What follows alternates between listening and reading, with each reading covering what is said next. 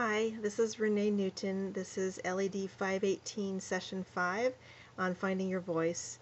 And the question that was asked is, how has writing from an empathetic viewpoint changed your view in social media? What are you aware of that you weren't before? I chose to write a blog spot with three perspectives entitled, Do You Have a Soulmate?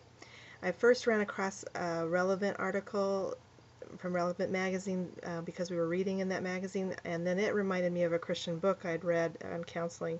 And I first, though, wanted to find a secular perspective on soulmates, so I call my first perspective a skeptical one, as it's amazing to me what passes these days as scientific and rational advice in national and international newspapers.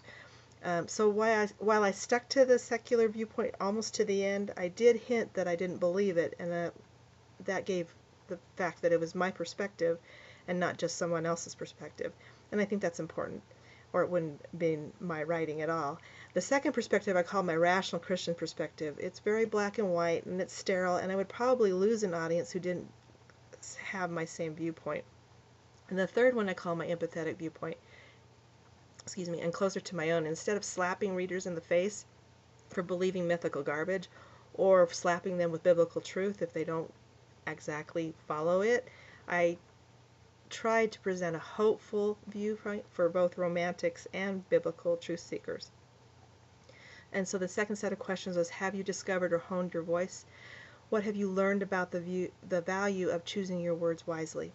You catch more flies with honey than vinegar, and I think my voice is to try to share a truth with some humor and gentle balance. You want to present someone else's opinion, and then why it may or may not be truthful, but you want to make them laugh and think, but not be hurt by the conversation. So I think that's where my voice is going. Relevant Magazine article that we read for class on the 5 questions to ask before posting social media. Several of these apply to this. Am I seeking approval, or am I seeing the bigger needs that are being asked? And so maybe it's a desire for community, or maybe it's a desire for us to re-examine cultural beliefs.